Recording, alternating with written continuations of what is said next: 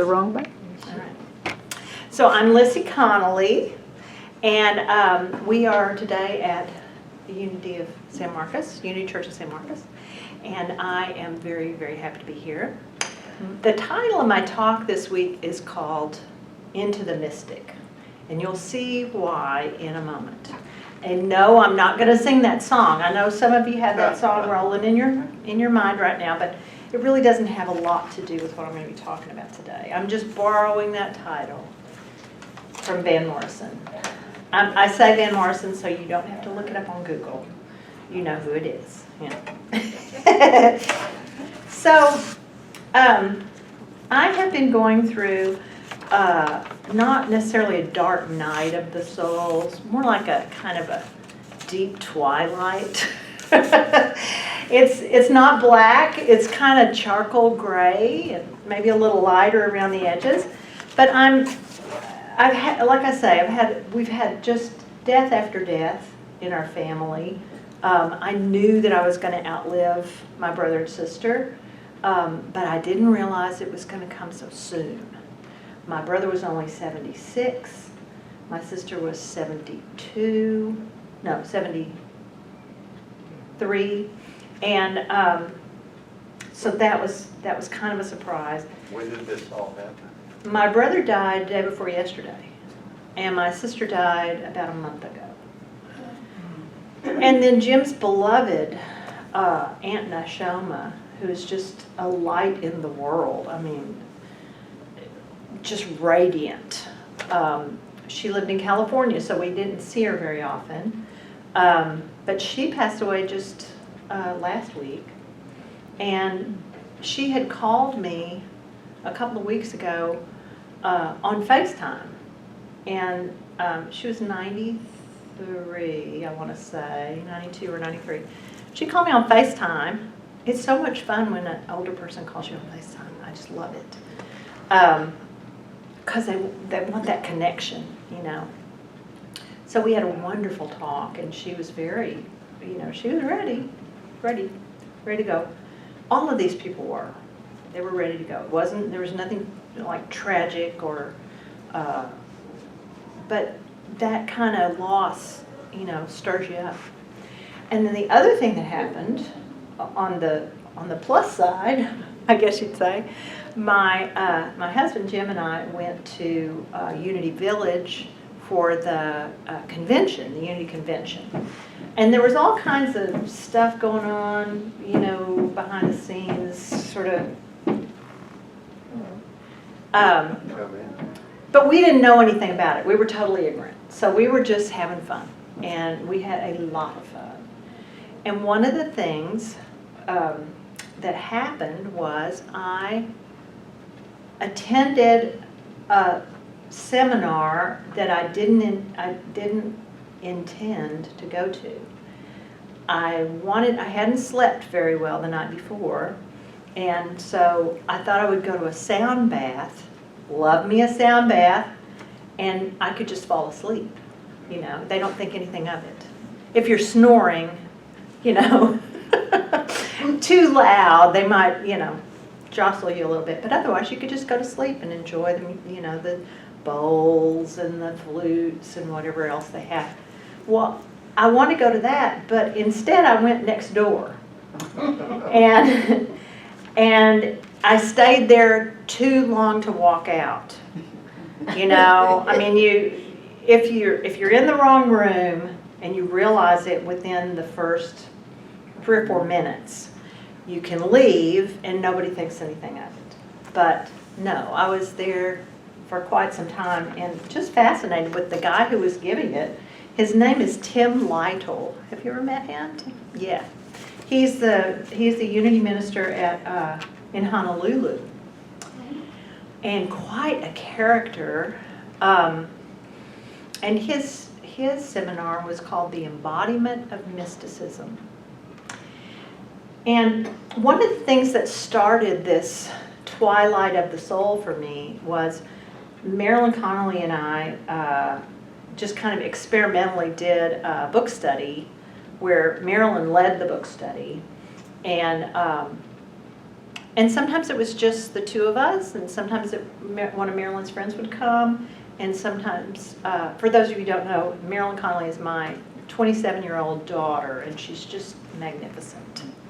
And sometimes it was us and this lady who goes to our church named Magdalena, who's just amazing. So the thing about the study was of how to pray without talking to God by Linda Martella Whitsitt. And as a little Baptist girl, you know, there's a tiny little Baptist within each person who is now at Unity, just like there's a tiny little Catholic, you know. And that little Baptist still talks to God as if he was a father, because that's what Jesus did. And so what Linda is saying is,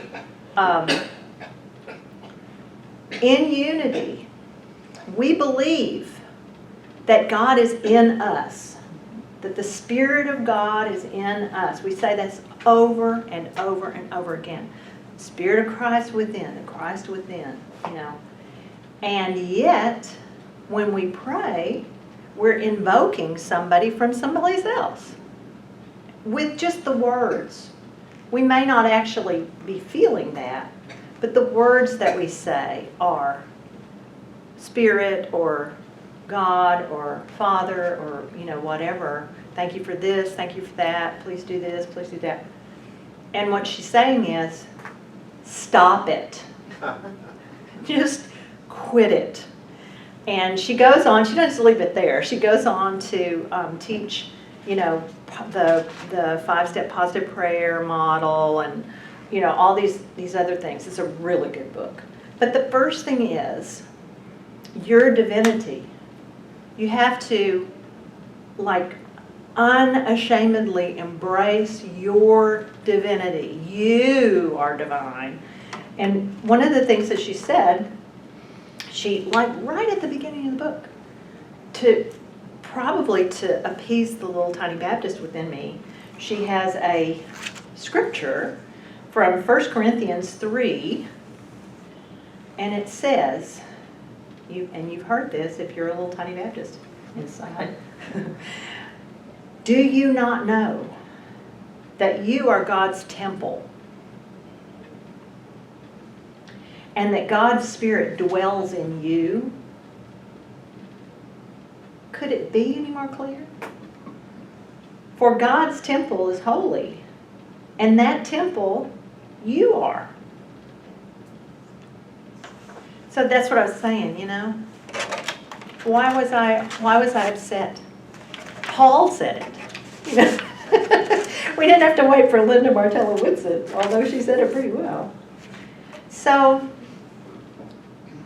that's where I was. I'm in between the place of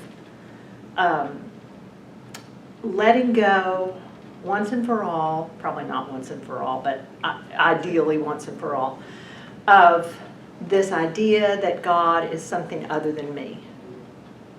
And I've been working with the idea that God is omnipresent. I don't have any trouble with omnipotence. I don't have any trouble at all with that. But that God is everywhere present, that's something I've been working on for a long, long time, and I've shared that with you before. That's the thing that sticks me. So kind of the picture of God that I had was, here's God, God, stops. And then there's something in me, Christ's Spirit, usually I say it's right here, that reaches out to this and brings it close. So I'll do that again. God, me. Well, that's not how it is. It's just God. No stopping, no boundaries, nothing. And I've been reading a lot about neuroscience lately, and I think the big problem we have is with our brain. Our brain has certain ideas about things. And one of the things is that you got to be watching all the time for something that's about to hurt you. And you have to remember all the times in your life that you've been hurt so that you can look out for that again. Because it's going to be coming. It's going to be. And all of these things that are happening out here, our brain is noticing it before we even realize it. So like I read one book where there was an example of there's a hose sitting out there and you mistake it for a snake. And you react and then you realize it's a hose and you're okay. Well, your brain already did all of that before you had a chance to react. And that happens with other people. It happens with places. And that's our challenge, is to somehow navigate that brain thing. So this is what I'm trying to get rid of. I'm trying to get rid of my unconscious biases against other people, and I'm trying to figure out what God can be for me. Like how am I going to talk to God? How am I going to bring in God? Like when I have a problem, it's so easy to say, oh, please God, help me with this. It's like the briefest and most effective prayer in the world. But what am I going to do if I'm not calling out to something outside of me to come and help me? I'll call Jim. Jim will always help me. And so, but he can't help me with everything because there's some stuff that's happening in here. So how am I going to refer to the divine if the divine is already in me? This is the big deal. This is a big deal to me. So here I am. I'm sitting in this thing. I'm sitting in this seminar room. Obviously not going to be a sound bath. The first thing I noticed was there were no instruments anywhere. I thought, is this sound bath going to be recorded? That's just crazy. You can't do that because it's the vibrations, that you need. So I'm sitting there, and here comes this amazing looking guy that I thought was maybe the assistant of the sound bath person. And he sits down and he says, welcome to the embodiment of mysticism. He said, I'm going to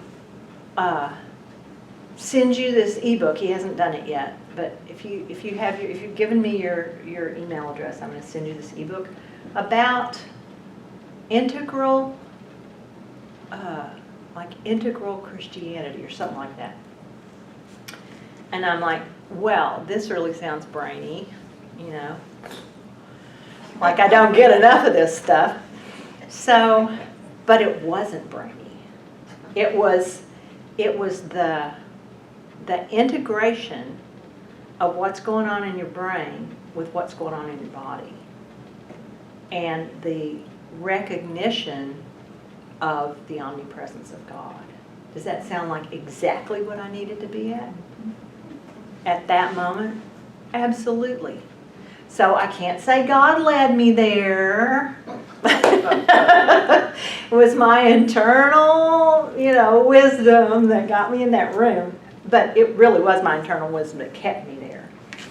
And so the first thing he did was he just shared his own story. And he shared that I can't remember what church he went to.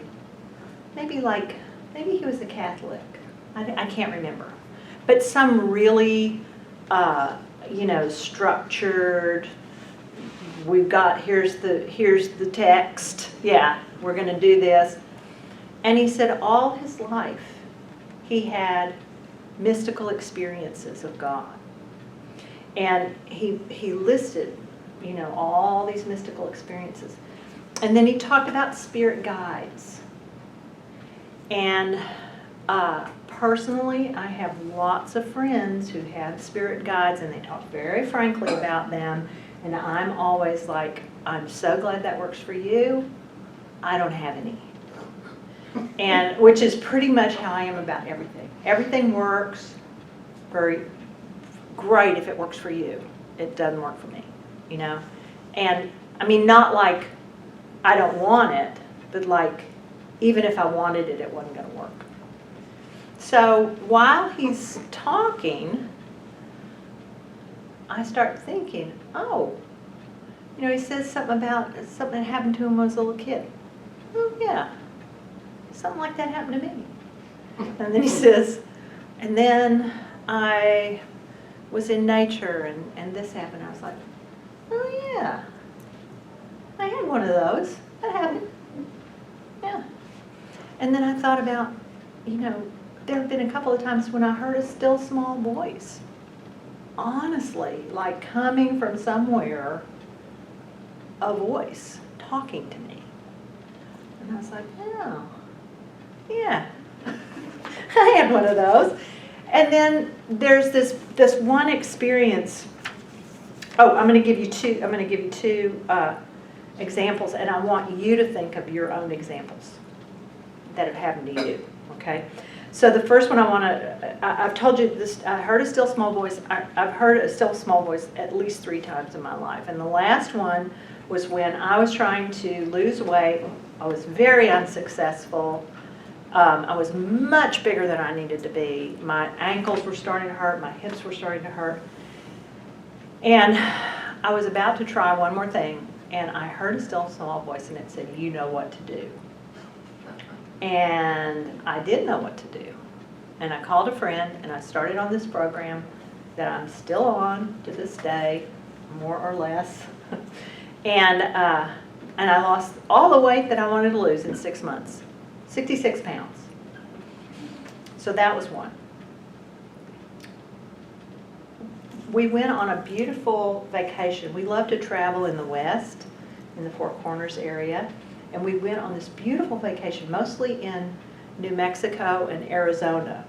So it was on that trip that we went to the Grand Canyon, and we went to Little Colorado, and we went to Lake Powell, and just these amazing places. And we were camping outside Sedona on Oak Creek, which if you've never been to Oak Creek, if you ever get to Sedona, make sure you go there. It is luscious. Absolutely luscious. And I love rocks.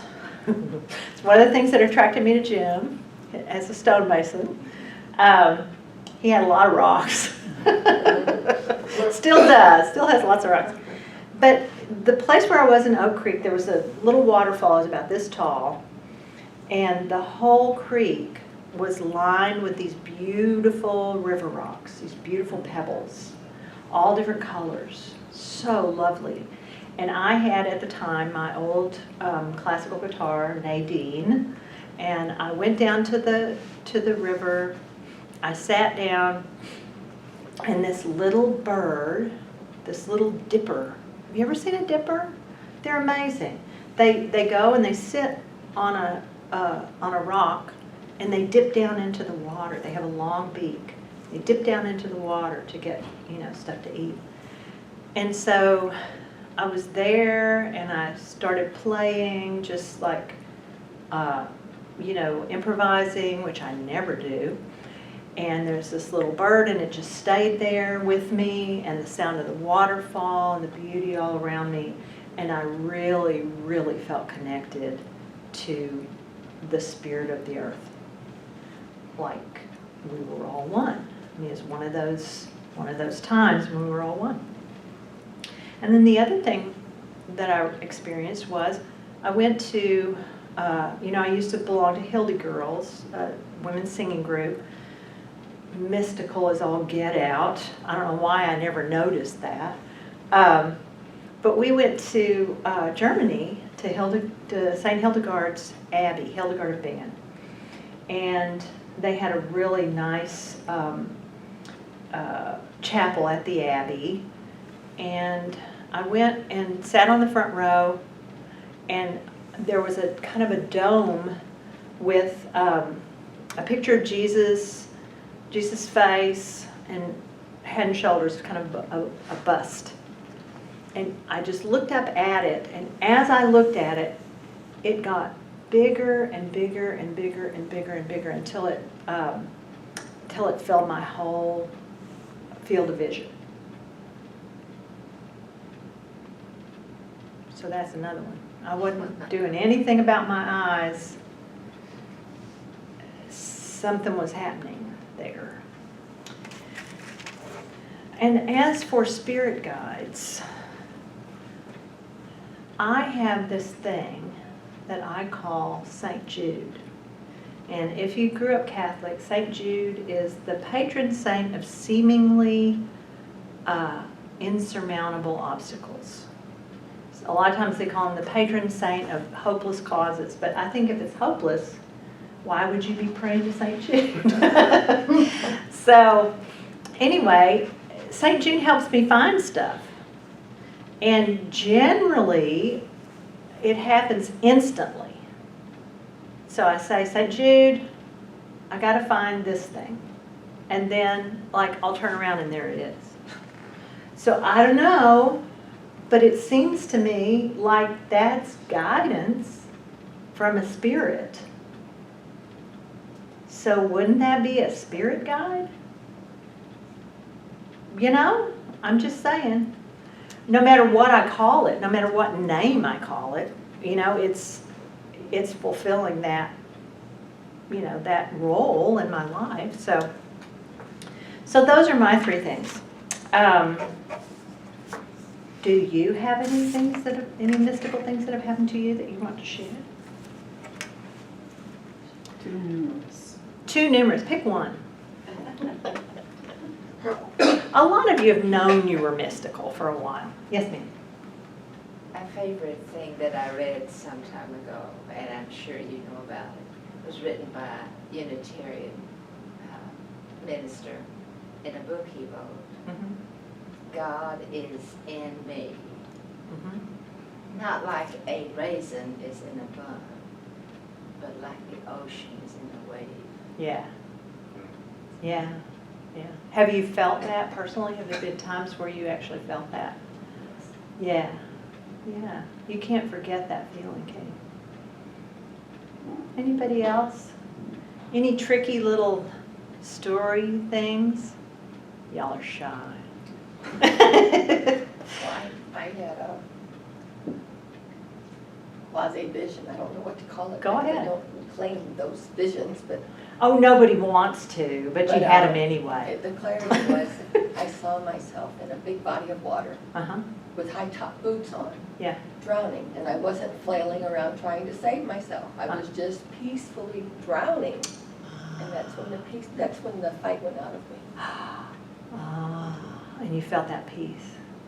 Well, I Yeah. didn't know peace at the moment. I knew the fight went out. Yeah, okay. Peace had to grow into. Sure. Yeah, that's wonderful.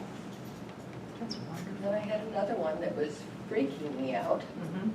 I was in a meditation program. We were laying down, and I guess I laid down enough that I didn't even know I was there anymore. Yes. And I felt my heart growing until it became the size of a whale. Oh, I And I could feel it with a heartbeat, and I hadn't felt a heartbeat for a long time. love it. Yeah. And I call it my grandmother's heart. Aww. And that's what it felt like to me. Yeah. Then somebody touched me, got me back into the world, and I've still known that feeling ever since. And that's been many years now. Oh, that's lovely. I love that. You know, there are a lot of female mystics who thought it was unseemly for them to share their visions. They knew they had them, but they didn't think they should share them with anybody. And one of them was Hildegard of Bingen. She had all these visions, and she wasn't going to share them, and she got sick. And once she started sharing her visions, she got well.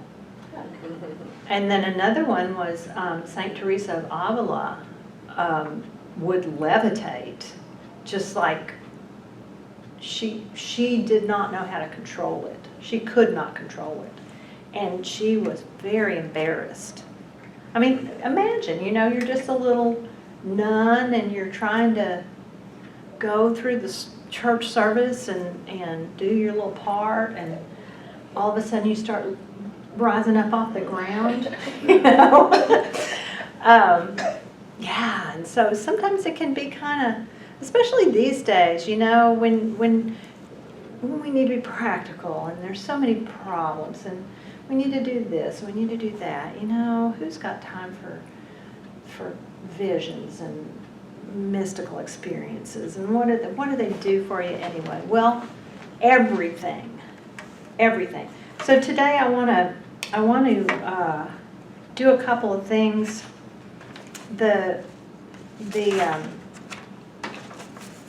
So I think, for me anyway, the way to get to that mystical place is to contemplate love. And I believe that when Jesus said, that his commandment was for us to love God and love our neighbor and love ourselves, it wasn't because he wanted us to be nice to everybody. It was because he wanted us to know God in us. And love is God in us. It's the feeling. You can have the physical feeling. You can have the universal feeling. You can feel connected to God. And love is the thing. It's the thing that we have, that we can identify with God. So I'm going to do a little Hildegard for you. Hildegard, she wrote some songs that were about saints that she admired, different things. She wrote some songs about nature, about the beauty of God in nature. But she also wrote this amazing song about love. And it's in Latin, so I'm going to translate it for you. It's called Caritas, which means love, divine love. And so here are the lyrics. The essence of life is love, limitless and eternal, abundant in everything, sustaining life from below the lowest depths to beyond the stars, bestowing everything with the kiss of peace. So I'm going to sing this for you.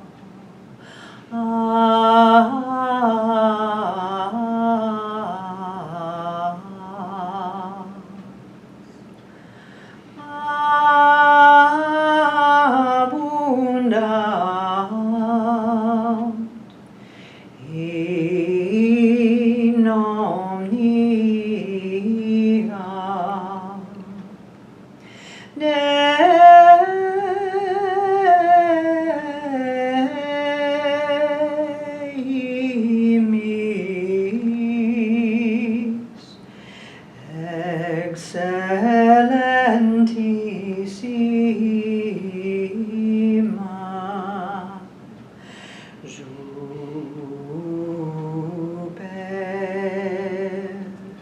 sidera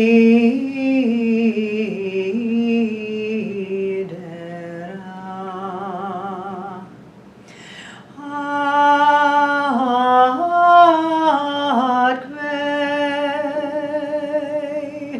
amantissima in omnia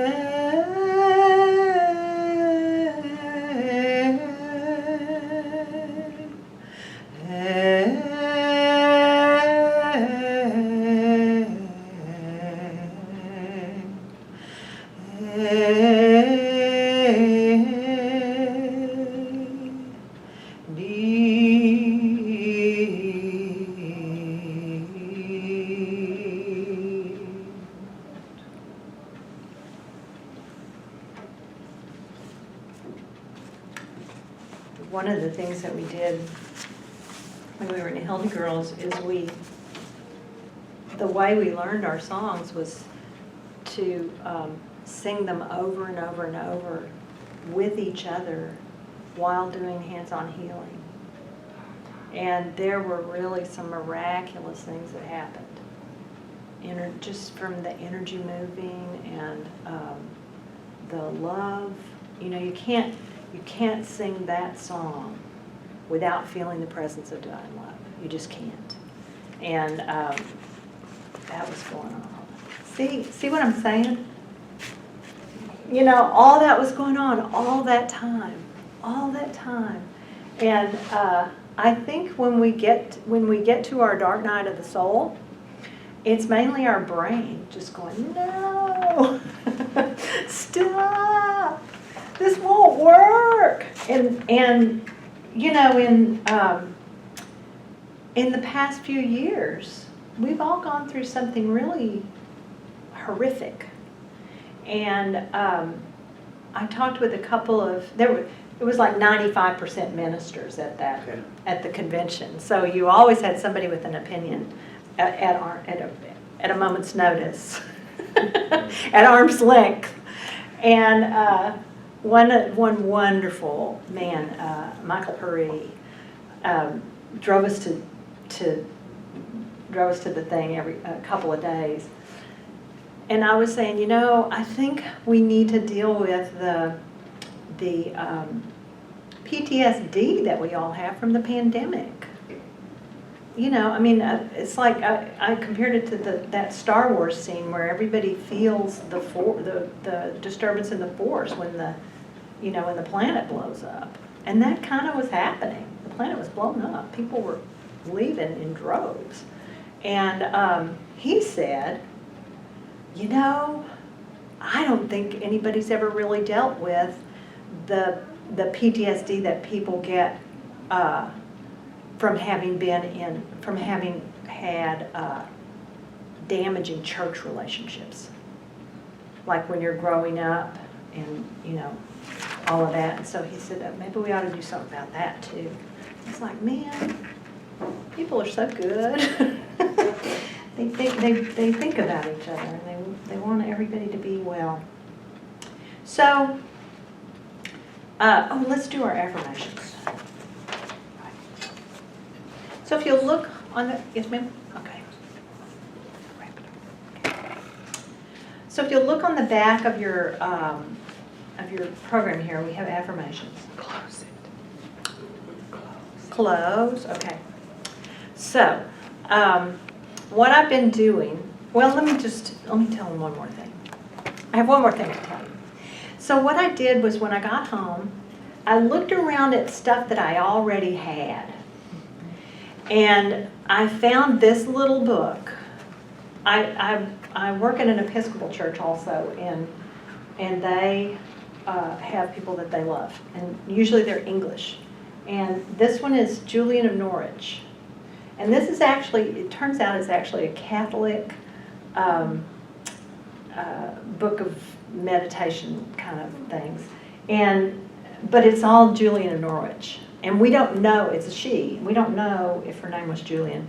So I call her Julianne of Norwich, which is my little, you know, dig. But say what you will about the Catholic Church, they did give women an opportunity to live a contemplative life without a bunch of kids or a husband. So let's do this as the meditation. Okay, so so this is the end of the lesson. I want you to look into what's mystical in your life and how you want to bring that omnipresence of God into your consciousness. It's already there. You know, there's nothing you need to create. There's nothing that you need to construct. It's already all there. It's just your brain doesn't know it yet. So what you want to do is draw it into consciousness. And one of the ways to do that, or the way I think, is find ways to just think about love. You can start with people you love. You can start with places you love, food you love. You know, just think about love, whatever it is that brings you that. And one of the practices that that Tim Lytle talked about was called Lectio Divina. And Lectio Divina is a practice where you take a text of your choice. Where did I put it? I had a whole thing on it. Oh, here it is. And it's a 4-step thing. Lectio, read. So you read a passage slowly. Meditatio, meditate. You try focusing on a word or phrase from the passage.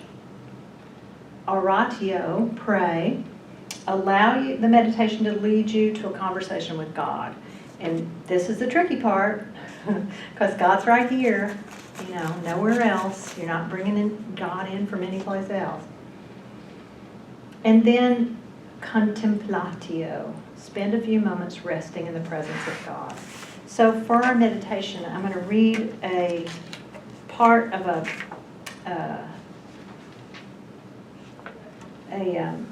meditation by Juliana Norwich.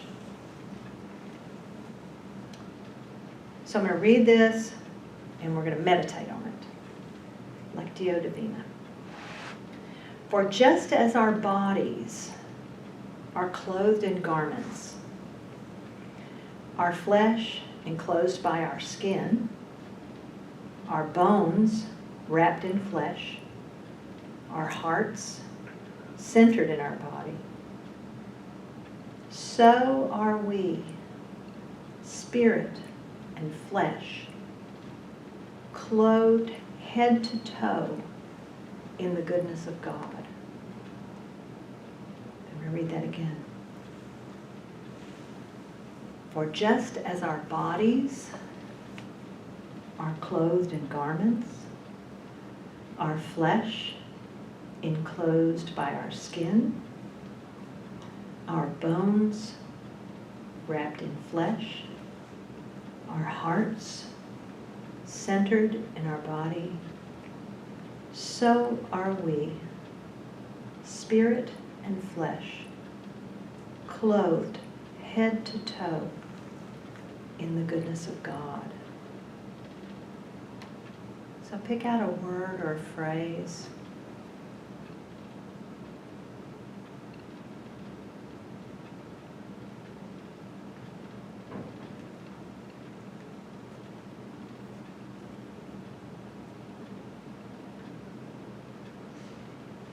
So are we, spirit and flesh, clothed head to toe in the goodness of God.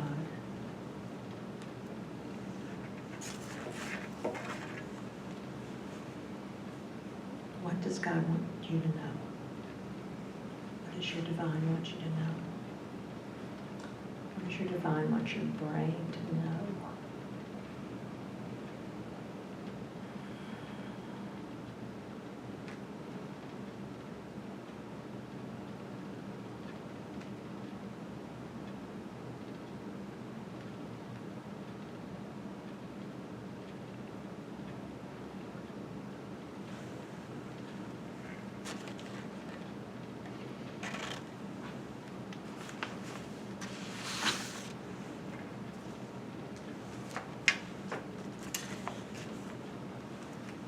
You can remain in that state, and I'm going to read our affirmations for us. I am guided by Spirit's light. I am living truth effortlessly. I am the gift of peace. I am uplifted and regenerated.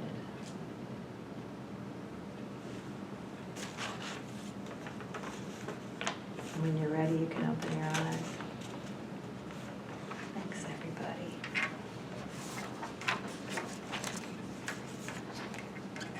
Thanks for traveling with me today. Thank you. It's just been great.